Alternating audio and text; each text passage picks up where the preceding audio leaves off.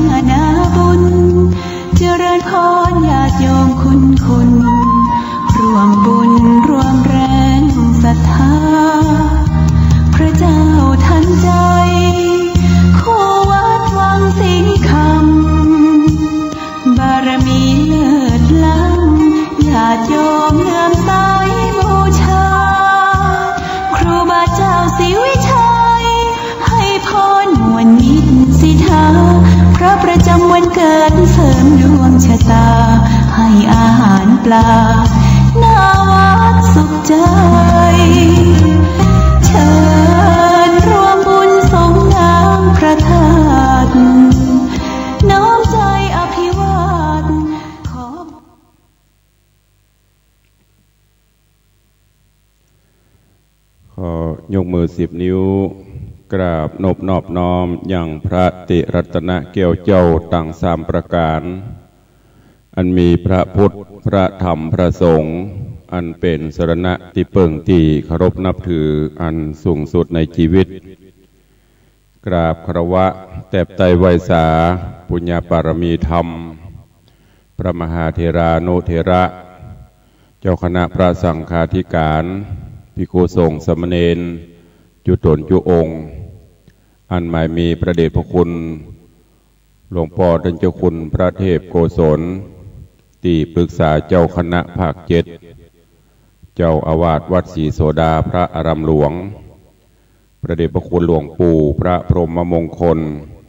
ที่ปรึกษาเจ้าคณะภาค7เจ้าอาวาสวัดพระธาตุเจ้าศรีจอมทอง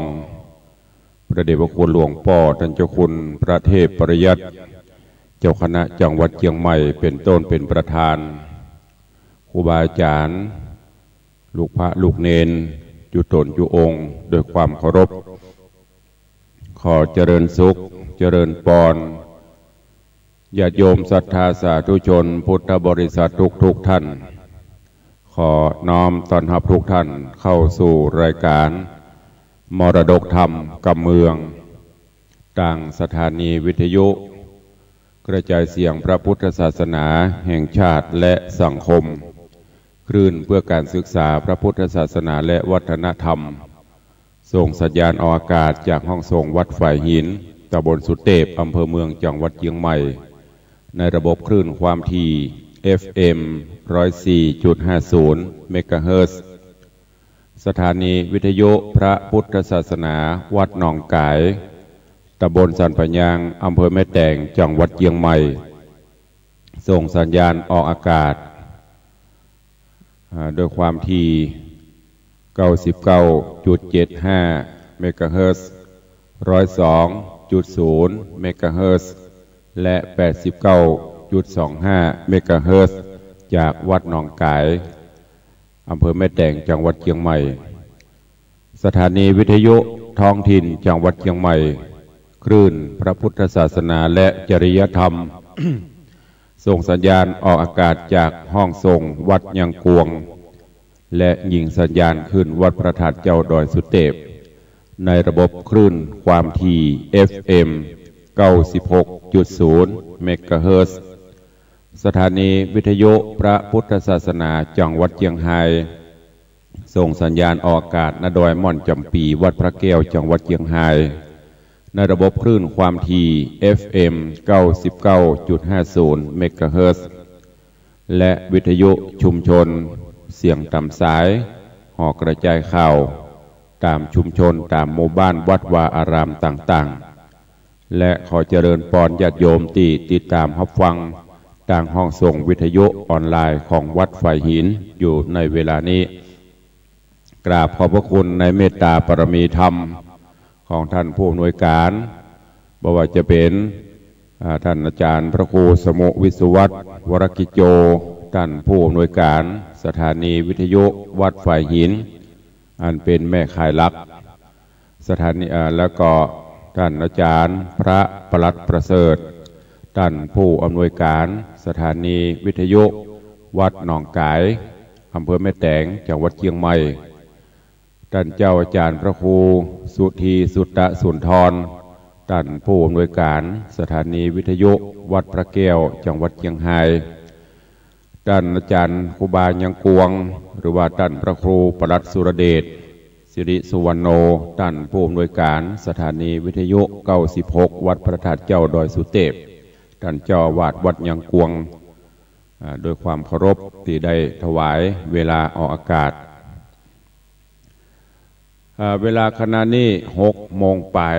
ญาติโยมศรัทธาใครยังบ่ตื่นบ่ลุกตื่นได้ลุกได้เน้อวันนี้เป็นวันทำการทำงานกันตามปกติหลังจากที่ได้หยุดกันมาพักผ่อนกันมาก็พอควรวันเสาร์วันอาทิตย์วันนี้วันทำการทำงานกันตามปกติลูกหลานโรงเรียนบางที่ก็ปิดละบางที่ก็อาจจะไปเรียนพิเศษก็เวลาขณะนี้เป็นเวลาของมวลมนุษย์ที่จะต้องลุกขึ้นมาทำภารกิจกิจการงานต่างๆบ่ได้ไปไหนก็ลุกขึ้นมาทำการทำงานเพียวกวาดปัดกวาดบ้านจอง7 ถูลูกหลานก็ลุกเน้อช่วยพ่อช่วยแม่ซักผ้าซักครัวปัดกวาดเพียวบ้านเพียวจองแล้วก็ลุกมาสูดอากาศยามเช้ามันเป็นอากาศบริสุทธิ์บริหารร่างกายคือแข็งแรงเตรียมพร้อมที่จะทำงานในวันนี้ขอให้วันนี้เป็นวันแห่งความสุขของทุกท่านและท่านใดที่เกิดตรงกับวันนี้ก็ขอให้มีความสุขกายสุขใจแฮปปี้เบิร์ธเดย์เนอะกับท่านที่เกิดวันนี้ตัวเองคือมีความสุขความเจริญโดยทั่วกันประกันวันนี้ก็เข้าสู่ในรายการของมรดกธรรมกับเมืองตอนก่อนวันก่อนได้นำเอาธรรมเทศนาในเรื่องอาลองโขนไก่มาเทศนาฮื้อญาติโยมทั้งหลายได้รับฟังผ่านไป1 ตอนวันนี้ก็มาฟังกันต่อ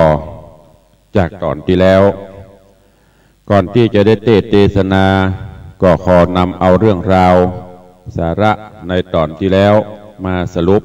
มามาจ่าให้ญาติโยมทั้งหลายได้เข้าใจได้รับฟังในเนื้อหาเรื่องของอาลองโขนไก่ได้กล่าวถึงว่าในอดีตการปางก่อนเมื่อองค์พระบรมศาสดาสัมมาสัมพุทธเจ้าของเฮานั้นยังทรงพระชนชีพอยู่แล้วก็ได้แสดงพระธรรมเทศนาโปรดเวนยสัตว์โปรดภิกขุสังฆเจ้าทั้งหลายในการนั้นก็เป็นประจำภิกขุสังฆ ตลอดโจรญาติโยมศรัทธาก็ไปฟังน้ำฟังธรรมกันเป็นปกติและที่ในเจตวันมหาวิหารหรือว่าเจตวนอารามที่นายอนาถปิณฑิกะมหาเศรษฐีได้มีศรัทธาสละเข้าของสัมปติ54 โกฏเป็นประมาณสร้างแปลงยังมหาวิหารเพื่อให้เป็นที่ไหว้พระสวดมนต์ฟังเทศน์ฟังธรรมของญาติโยมศรัทธาของพุทธบริษัทตลอดจนภิกขุสังฆะทั้งหลายในขณะนั้นก่อนที่องค์พระภูมิพระภาคเจ้าจะเสด็จมาภิกขุสังฆะทั้งหลายก็มาประชุมจุ่มนุมกันณที่พระเจตวันมหาวิหารหรือว่าเจตวนอารามในก่อนที่พระองค์จะมานั่นภิกขุสังฆะทั้งหลายก็ได้พูดได้จากันพอได้เวลาสมควรองค์พระภูมิพระภาคเจ้าก็เสด็จมาสู่ในถ้ำกลางสงฆ์แล้วก็ภิกขุสงฆ์สังฆะเจ้าทั้งหลายก็อัญชุลีหับปากนั่งดักอยู่โดยอาการอันสงบจากนั้นองค์พระภูมิพระภาคเจ้าก็ได้ยกเรื่องราวต่างๆในอดีตการมาบรรยายหรือว่ามาจ๋าคือกับญาติโยมศรัทธาตลอดจนภิกขุสังฆะทั้งหลายที่มาเฝ้าฟังพระธรรมเทศนาอยู่ณที่นั้นว่า ในอดีตการปางก่อนมีเมืองหนึ่งชื่อว่าเมืองหังสะวัตตินครที่เมืองหังสะวัตตินครนี้มีพญาเจ้าเมืองชื่อว่าท้าวธรรมิกราชาท้าวธรรมิกราชาเจ้าเมืองหังสะวัตตินครนี้มีจายาหรือว่ามเหสีชื่อว่านางเหมาก็อยู่ปกครองบ้านเมืองด้วยความผาสุกร่มเย็นและก็เป็นไปตามบนห้องว่า ถ้าเป็นนี่ก็คือการเป็นอยู่แล้วแต่บุพกรรมบุญญาปรมีของภัยของมันในบ้านในเมืองบางคนก็ร่ำรวยบางคนก็ปานกลางบางคนก็เสาะว่างหากินหาเจ้ากินค่ำที่สำคัญนั่นก็เจ้าบ้านเจ้าเมืองมีศีลมีธรรมถึงแม้นจะทุกข์จะยากก็มีศีลมีธรรมต่างคนก็ต่างอยู่ด้วยกันโดยความผาสุกร่มเย็นตามฐานะตามความเป็นอยู่บางพ่องก็ทำให้ทำสวนบางพ่องก็กล้าก็ขายเหมือนบ้านเฮาเหมือนปัจจุบันเนี้ยที่สำคัญอย่างที่ได้บอกไปก็คือถึงแม้นจะอยู่ในฐานะใดเพศใดวัยใดเปิ้นก็มีศีลมีธรรมเอาศีลธรรมนำการปฏิบัติประจำวันไม่ได้ละในคณะนั้น พญาธรรมิกราชาหลังจากที่ได้ปกครองบ้านปกครองเมืองได้เสวยราชสมบัตินับได้ประมาณ20 ปีเป็นขนาดแต่ว่าปกครองบ้านปกครองเมืองมาได้20 ปีอยู่โดยมเหสีมาบ่มีโอรสหรือว่าลูกชายลูกพ่อชายที่จะเอาไว้สืบตระกูลตันตติวงศ์สืบบ้านแตนเมืองแตนป่อมีแต่ลูกไม่ยิงหรือว่ามีแต่ลูกสาวซึ่งก็แต่ละคนก็งามพิลีเพราะรวมกันแล้ว7 พี่น้องด้วยกันเรียงตามลำดับมา 7 พี่น้องนี้ก็มีรูปร่างโสภาสวยสดงดงามไปตามบุญกรรมของไผ่ของมันแต่ว่าที่งามกว่าเปิ้นในบรรดา6 คนก็คือลูกล่ามีชื่อว่าคำผงเป็นลูกล่าของพญาธรรมิกราชาเป็นแม่หญิงที่มีรูปร่างสวยสดงดงามเหมือนดังอินองลงมาหล่อเบ้า งามกว่าปีเก้าถึง5-6 คนนั้นฝ่ายพ่อแม่คือพญาธรรมิกราชากับนางเหมานี้ก็ฮักลูกเต้า ดูแลเอาใจใส่มาจนกระทั่งตึงหมู่ตึงมวลมีอายุภาษาขึ้นใหญ่กิตติศัพท์ความงามก็เรื่องลือไปจะบ้านจะเมืองต่างๆก็ต่างก็หมายปองที่จะเอาไปเป็นมเหสีปกครองบ้านเมืองต่างก็ได้แต่งเครื่องบรรณาการตามฮีตตามห้อยตามตำนองกรองธรรมบอกว่าจะเป็นจ้างม้าเครื่องงาอลังการคือกับราชทูตหรือปุโรหิตอมาตย์ได้นำมาสู่ยังเมืองหังสวัติกรเพื่อที่จะเอาเป็นบรรณาการเอามาถวายพญาธรรมิกราชแล้วก็ถือโอกาสขอลูกสาวเพื่อที่จะเอาไปเป็นมเหสีเป็นเทวีของตัวเก่าในต่างบ้านต่างเมืองพญาธรรมิกราชาหรือว่าพญาธรรมิกราชก็ได้อนุญาตโปร่งปันให้ลูกสาวของตัวเก่าเนี่ย แบ่งปันให้กับเจ้าบ้านเจ้าเมืองต่างๆที่มาสู่ขอถึง6 คนยกเว้นลูกสาวคนล่าลูกสาวคนสุดต้องชื่อคำผงอันนี้พญาเจ้าเมืองธรรมิกราชบะฮื้อไผ่เตื้อบะโปงบะปันไผ่เตื้อนอกจากคนที่1ถึงคนที่6อันนั้นก็ยกฮื้อเจ้าบ้านเจ้าเมืองไปต่างบ้านต่างเมืองแต่ว่าขอฮื้อ มีข้อแม้ว่าบะฮื้อไปที่อื่นฮื้อมาแปลงมาช่วยกันในบ้านในเมืองหังสะวัตินครนี้ในคณะนั้นญาติโยมทั้งหลายนอโพธิสัตว์เจ้าของเฮาก็ได้ถือ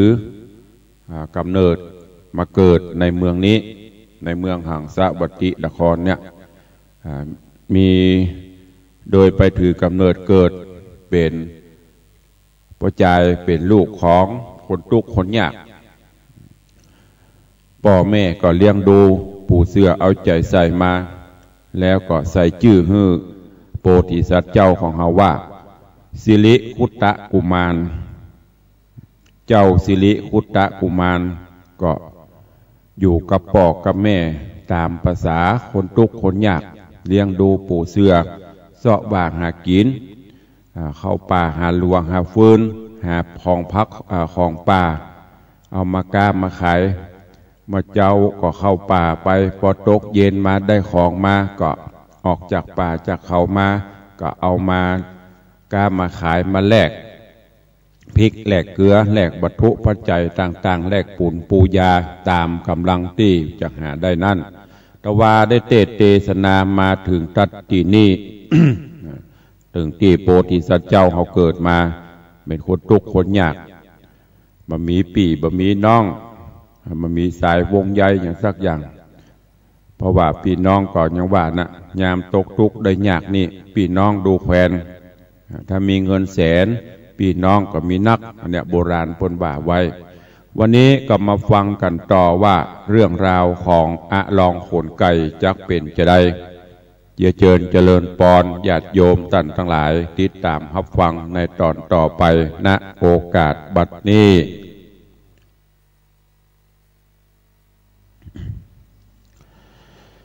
นะโมตัสสะภะคะวะโตอะระหะโตสัมมาสัมพุทธัสสะสัทธโวฟังลาโสตุจันนาสัพพุริสะตังหลายดังหญิงและใจหนุ่มเทาอันปากันเล่าทาดาฟังยังรัศธรรมเทศนาอะลองโคนไก่ดังใดดำดับมาเจิญสถานหนุ่มเทาติดตามกันเล่าทาดาฟังต่อไปไปนานีและนาตาโตโหปัฏฐาญะแรกแต่นั่นไปนะ บ่เนินจะเหิงนานสิริขุตะกุมารอ่อนน้อยก็กล่าวถอยไข่จากับมันดาแม่เจ้าว่าเหือนเฮานี้เล่าก็มาลุปังหาที่บังบ่ได้ยามแดดไม่ลมตีเอาคาดีเปลี่ยนใหม่ก็หาบ่ได้แดนใดคามีไกลหลายหลากบ่อาจหลากป่ามาดังพิตาพ่อเจ้าก็ตายเล่าหายโหนเฮาสองคนแม่ลูกโศกตุกถูกเลือลายกวนพันภายหลีกลี่หนีจากนี้ไปปาน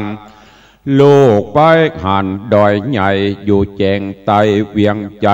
เล่งเรียบไปเสียงควายเป็นดอยใหญ่ดิลีดินแดนดีแก้มดินแดงดีแก้มแห่ปลูกมาต้นไม้แผ่ใหญ่ใหญ่ไผ่บ่หมายเมียดไว้เป็นที่ไพร่ไตคนใดกวนเฮาไปพอทีเอาเป็นที่เศร้าสาลูกอาสาขามใจบ่หือแม่ใดเครื่องขีจากเอาเสียมไปตั้งตองหือเป็นจ้องหูดินเอาเป็นที่กินที่อยู่ไผ่จักอู้นินตาหรือเจียนจาว่าให้อย่าตอบสายกำข่าว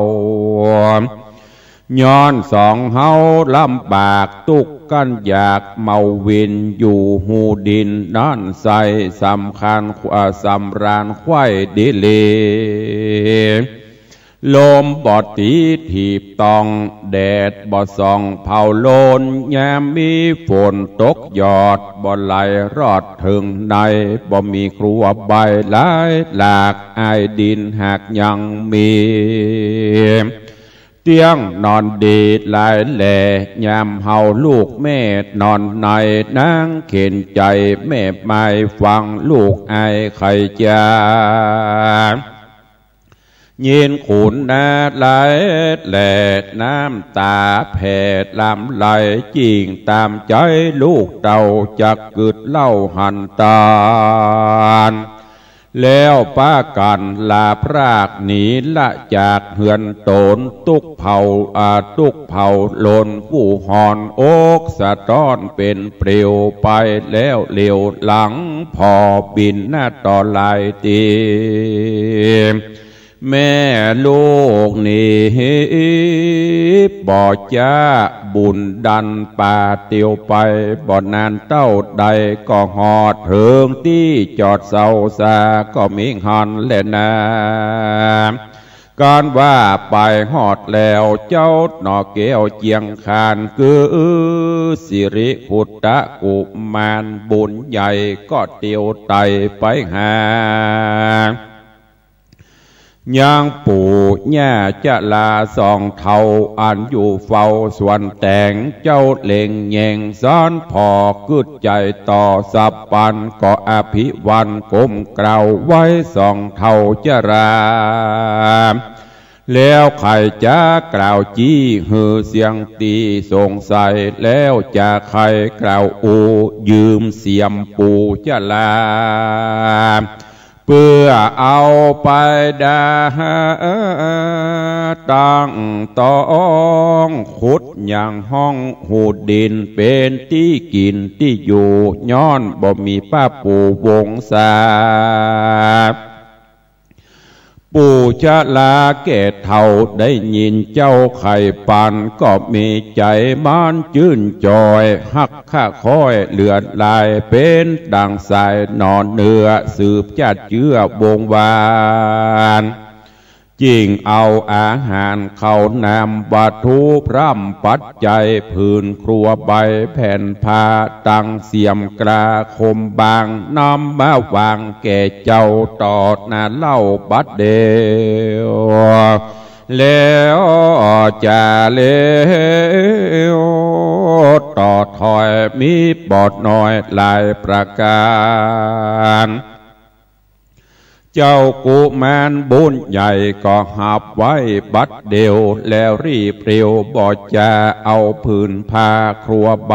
ตั้งเสียมโคมใส่เล่มใหญ่แบกมาได้แย้มเดียวแล้วรีบเร็วตั้งตองขุดอย่างห้องหูดินหนอมุนินน้อยนาดขุดบ่ขาดเป็นนิรันดร์ขุดตั้งวันจะใจ7 วันไข่ดีลีจิงกวางดีสมไฟปออยู่ใดนอนใน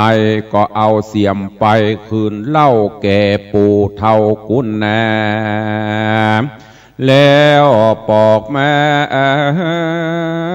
อยู่เฝ้ากับแม่เจ้าใส่ใจก้อนตะวันใส่มาฮอดก็เอวสอดสะแวงหายังผ่านลาลูกไม้อันอยู่ไกลแดนตนแล้วก็เร่ร่อนเตียวต้องไปสู่ห้องแดนไกลขอครัวใบเข้านามโภชนาพร่ำอาหาร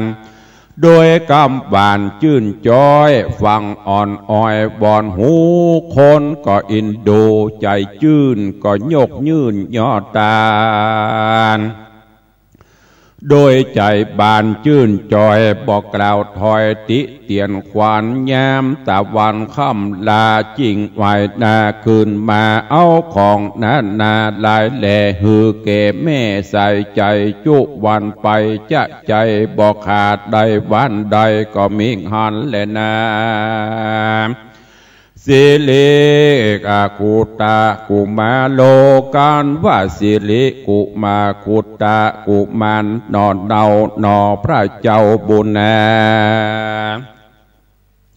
กับมารดาที่ไว้อยู่ถ้ำใหญ่หูดินตุกเมาวินโศกกลานอนห่มผ้าผืนเดียวเจ้าตาเขียวน้อยหนอกึดใจต่อไปมาจิงเอาเฟืองขาแย่แห่งมาโถมแทงไปในแล้วแอวไปเสาะไซเอาโคนไก่นำนาอันเจ้าปัลลาไพร่ไตละตอดไว้ตามกองเก็บมากองจะใจนับอันใดเหลือหลายเก็บมาใหญ่เป็นบอนลวกน้ำห้อนโดยไปเพื่อฮือให้ตาย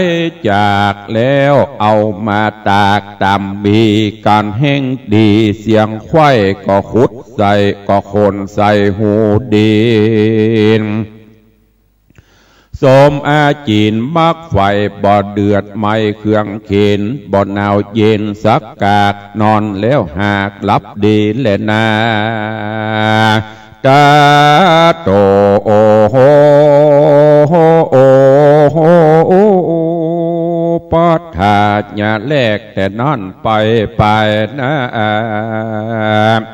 เจ้าหนอดลาบุญมีกับใส่สะลีแม่ไทยก็เอวเสาะใส่สะแวงหาย่างของนั่นนาย่างของนาเครื่องกาตามในป่าดงรีคือหัวปรีหยวกกรวยตามห้อมหวยแดนไกลของอันใดกินใดก็เก็บใส่ถุงป่าคือพักนาในป่าพักปุญญาพักน้ำยอดวายงามน้อยใจการเก็บได้ป่อแหงยามตาวันแดงค่ำลาจิงไว้หน้าคืนมาเอาของนั้นนาไปสู่ยังที่อยู่คนลายออกปากขายและแลกตามเขาแจกจกปันสองจอมควันแม่ลูกโจกตุกถูกสันใดบ่มีใจหดยออดตั้งต่อกระทำการบ่เอ็นยานขี้คร้านบ่แอวบานขอกินอยู่หูดินกอดแล้วบ่ไปแอวขอภัยเต้าอดใจเสาะใสหาเลี้ยงใส่ตั้งวันก็มีหันเล่นนาตีนี จากวานนาจากกล่าวถึงท่านเต้าหังสวัสดี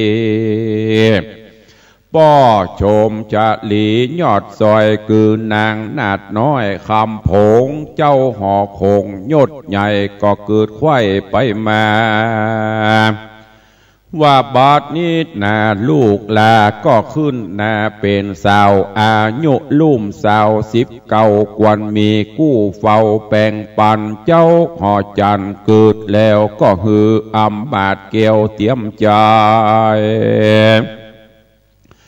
ส่งข่าวไปไข่ดาวเถิงเขตเต้าไกลตาว่าภัยพาธานาใครใดยังเกี่ยวแก่นไทยคำพงคนอยู่หอคงภาษาดอยู่ห้องราชพังกาอยู่เกงหาตูบยังอยู่เหือนห่างเปปังโซจุงฟังกูกล่าวหือหูข่าวตามมีการเจ้าปุริธิราชลูกอำมาตย์คนในตั้งเจ้าไต่ไพรไต่คนยากไรอนาถา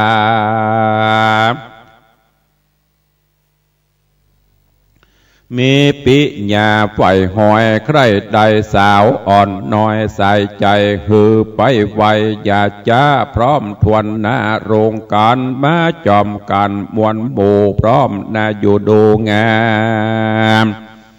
กูจักถามดูเล่ายังกำเก่าปิศนาคนใดจากะคำใดตามฮีไทยกองทามเป็นเจ้าหอคำธิราชลูกอำมาตย์ลานพญาเป็นประจาไพร่น้อยตุกต่ำก้อยเครื่องขี่หรือเป็นเทวีหนุ่มเทาอำมาตย์เฝ้าในกันกูจักปั่นลูกแลไปตอดนาบัดเดียวมาดเร็วแกว่นใจเต็มสารใดเร็วไวแล้วส่งไปไข่ดาวถึงเขตเต้านาก็มีหันและนาดังสุดตัวคนตั้งหลายตั้งดาวได้หูข่าวราชสารบิใจบานจื่นสู่ไหลหลังโลมาไวบอกว่าเจ้าห่อใจโยดเงานั่งเต้นเต่าสะเวยเมืองเศษนาเรืองห้าวหาตังอำมาตย์โยธาคนอนาถากำจะอยู่ต่างนาแดนไกลป้ากันไหลมาคอนอยู่เต็มบอนสะนามเพื่อตอบคำถามตั้นเต้าโตนผับดาวหังสวัสดี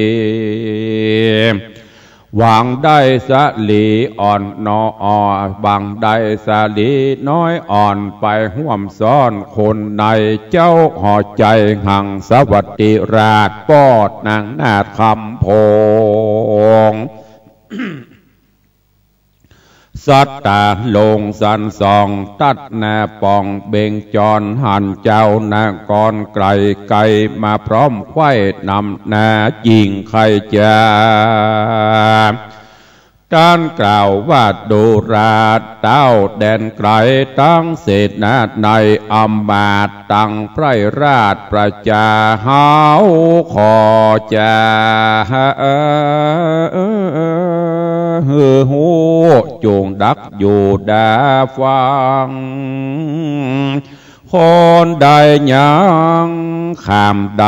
ตามเฮาไทยไข่กำเฮาจักนำลูกน้อยงามจื่นจ้อยคำพงมาวางโป่งตอดนาบ่ได้จ้าบัดเดียวกันจะเลวเมียนแล้วเต้าตนแก้วทำมิกราชาก็ไข่จ่าด้านกล่าวดังลอดดาวแดนไกลว่าคนผู้ใดฉลาดมีเงิน1 บาทเป็นตื่นได้กำให้คืน100บ่ฮือถอยบางตา คนใดนาองอาจดังถอยวาดเราราจุงมาไวอย่าจ้าฮือหันตอนนาบัดเดียวเฮาจักเร็วยกยื่นโดยใจชื่นยินดียังสาวสาลีกลิ่นกูฮือเป็นกู้เตรียมคิงบัดนี้แหละนาเตจันนาอันว่าคนต่างหลายอ่านหมื่นหน้าบ่ชื่นเจยบานย้อนใจปานจ้องหอยยังสาวอ่อนน้อยคำพง ฟังเจ้าหอกคงโอกาสเหือย้อยหยาดลามไหลต่างคนไข่กล่าวถอยมีบอดน้อยลายประการว่าเต้าผู้บานนิโสดเงี่ยร้ายโหดนำหนาจุเฮามาปังเป่าบ่มีประโยชน์เล่าอันใดยินเครื่องใจหลายหลากเฮานี้หากเสียซุมดังตกคุมใหญ่กว้างบ่จ้างอ้างไขจะทำปัญหาเงาใบไผ่จากเนี่ยใดตามกามตื่นบ่อน้ำ1 บาทกาบ่ฮือขาดสูญหายฮือได้กำให้หลายบ่น้อย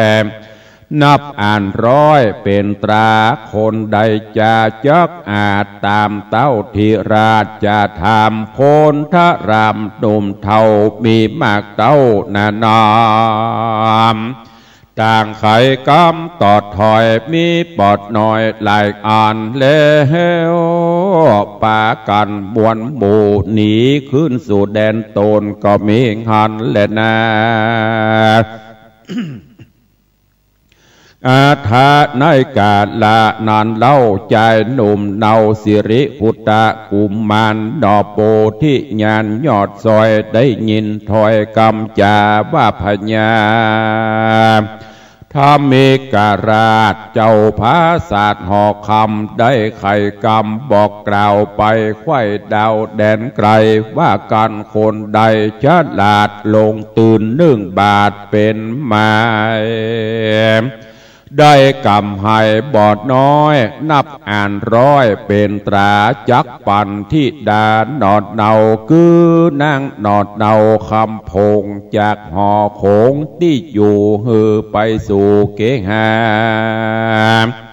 แห่งสามิกาผู้มาใหม่อันขามใดดังปันทัดนั้นนอคุณทันฟังแล้วบอกกลาดแกล้วสั่งการจิงเข้าไปหาจ้าบานจักกล่าวตันจะถามจิงกล่าวกำงามตันต่อว่าคาเดป้อสายตากำพญาจากกล่าวลือไข่ดาวราชธานีหากยังมีเป็นแก่นหรือบ่แม่นตามรายข้านี้หมายไข่หูขอเก่าอูตามมีจากบ้านดีผู้ใหญ่อันเต้าใส่ไว้ต่างตาก็ใครจะตอบถอยว่าดูราใจอ่อนน้อยคิงรามกำมึงถามนั่นใส่บ่ใจว่าไว้ได้หากมีหมายเป็นแกวนคือมีแม่นตามกามนอคุณทำฟังแล้วใจผ่องแผ้วยินดีจริงไขวัตีต่อตานว่าข้าเดป้อจะบ้านคุณนา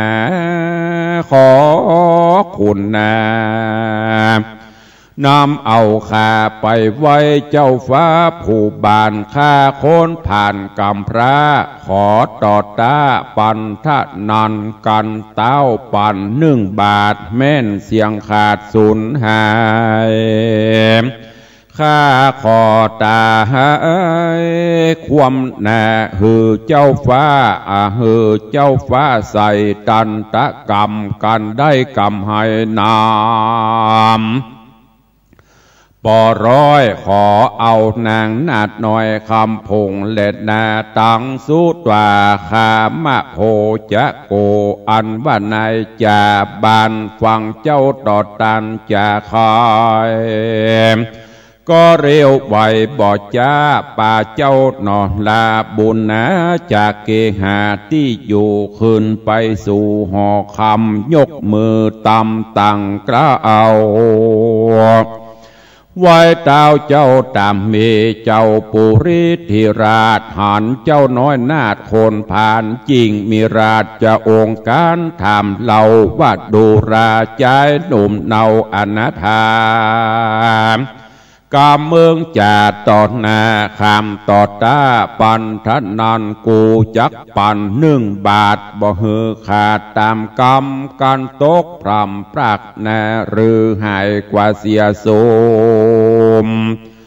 หรือตกขุมใหญ่กว้างคือตาตั้งกงกาจักฮือโยธาอาจกราฟันมึงความนาบัดเดียวกันมึงพญาเรียวฉลาดมีตื่น1 บาทเป็นไม้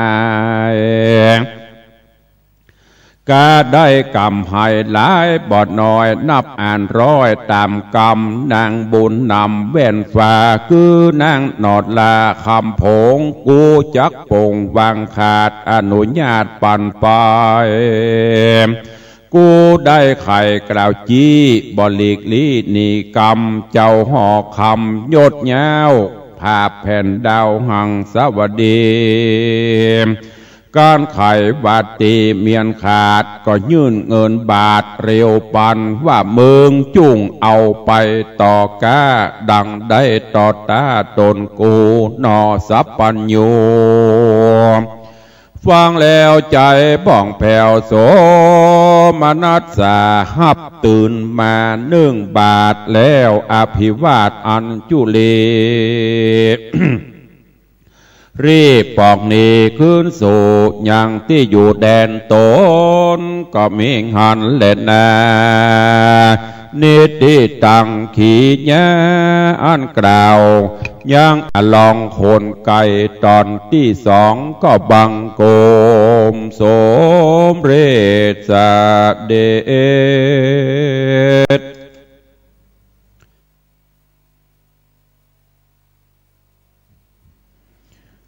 ญาติโยมศรัทธานาบุญทั้งหลายได้สดับรับฟังยังพระสัทธรรมเทศนาปืนเมืองเหนือเรื่องอะลองโขนไก่ตีตุลุงได้นำมาเทศนาฮือได้รับฟังผ่านไปแถมต่อ1เรื่องราวก็เริ่มจะม่วนงานสั่นเล่าแล้วเนอะหลังจากที่ได้เข้าสู่เนื้อหาสาระในตอนนี้โพธิสัตว์เจ้าของเราได้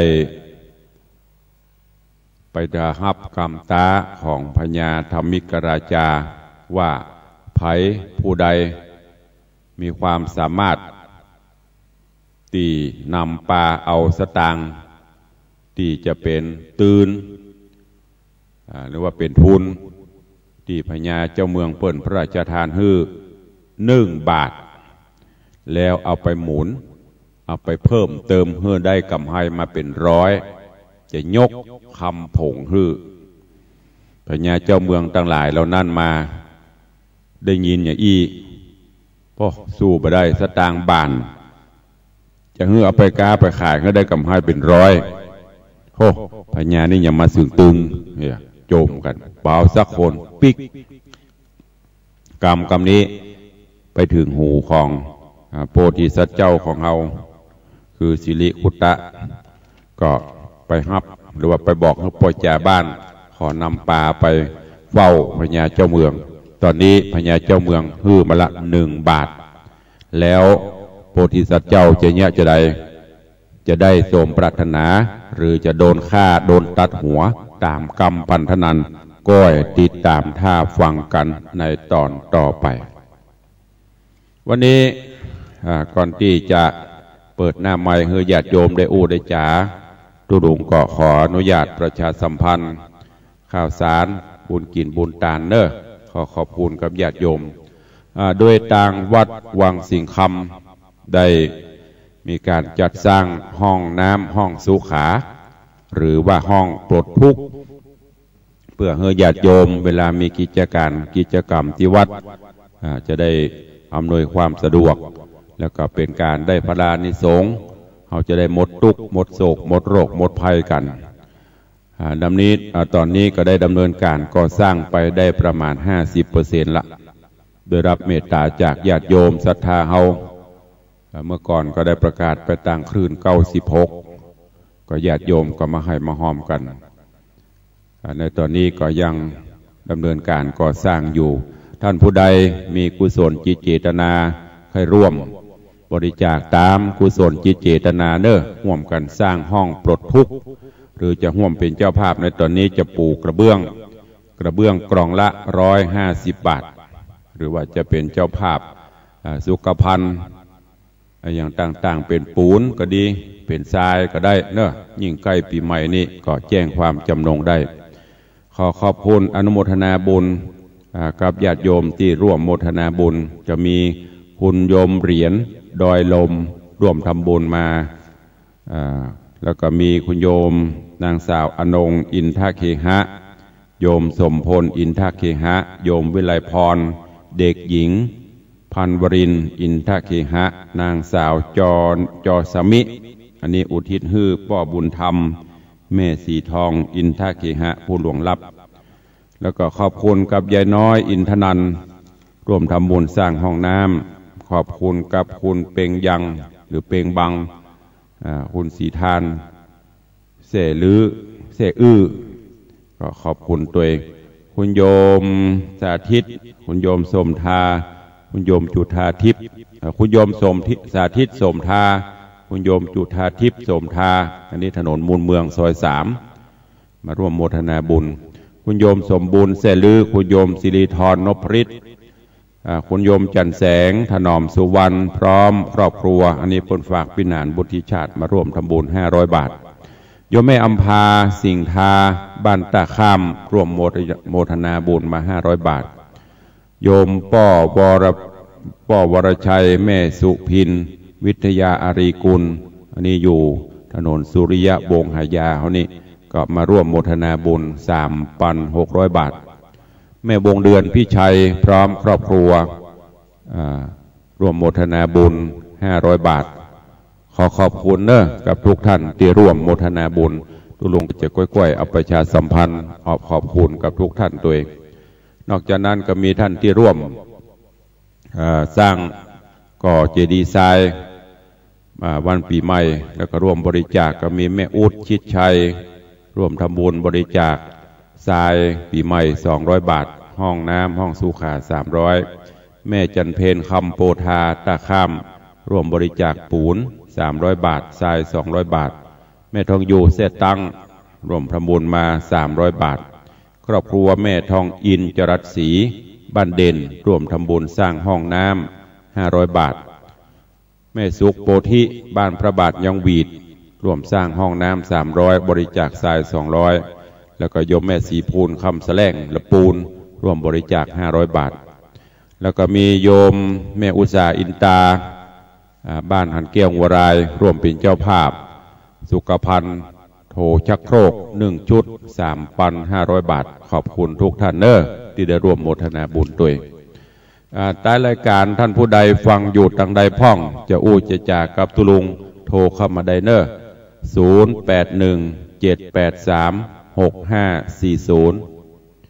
โทรเข้ามาอู้มาจากกันได้เจริญปอน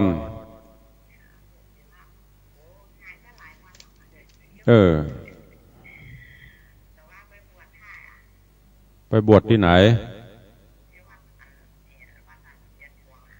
บ่ได้ไปแม่แต่ว่าบ่ได้ไปเพิ่นจัดกิจกรรมภายในวัดเพิ่นกะแมลงแต่ว่าออกกะแต่ว่ามันดับหายออกไปมันนั่นน่ะก็เลยหมดอารมณ์ก็เลยหยุดอย่างมันฟังออกหายแต่ว่ามันเล่าเรื่องไปแอวมาคือฟังบ่ได้หูเสียบออกอากาศสกับมันลด โยมโทรเข้ามาตุลงดักปิ้งก็เลยรวดจบรายการขอบคุณนักเนอแม่เนอเจริญปอนเนอสาธุสาธุเนอโยมแม่บุญปั่นมีงานโทรศัพท์ถามตะวาจัดอยู่ตะวาแมลงทาง96แต่ว่าคลื่นมันขาดหายนั่งอู้คนเดียวไปเกือบชั่วโมงไปว่าบอกอากาศสกรรมก็เลยลวดเบรกเจริญปอนสาธุเนอแม่อ่อนห้วยแก้วสัญญาณชัดเจนดีตั้งเหนือไผ่ฟังพ่องจาที่สัญญาณจากวัดหนองกายไผ่ฟังตั้งเหนือพ่องสัญญาณเป็นจะได้พ่องแจ้งเข้ามาเด้อส่วนตั้งใต้ไผ่ฟังจาก96ก็โทรศัพท์เข้ามาไม่เจ้านี่กำลังมี2 สายที่ยากาหายไปหมดถ้ามีบรรลายก็จะเทศสดถ้ามันบรรลายก็จะเทปออกต่อ ต้องมีข้อแลกเปลี่ยนกันเนาะกำลังใจมีเยอะก็จะลุกมาเทศฟังถ้าฟังไปหายไปก็เข้าใจว่าตุลุงจัดวันนี้ออกไปเกือบจะทั่วจังหวัดเชียงใหม่นี่ขึ้น96ก็ไปทั่วทางเหนือก็โซนวัดหนองกายรับสัญญาณ3 คลื่นทางใต้เขานี่ก็มีทางวัดฝ่ายหินก็ลิงก์สัญญาณไปก็ลองพอเราว่าจะมีFC แฟนรายการนักก่อเหมือนของเปิ่นก็กำลังมีสายที่3เจ้านี้แม่สีนวลว่าจะได้ขอบคุณเนอเจริญปอนเนอน้องกายเข้ามาละแม่สีนวลฮัลโหลเจริญปอน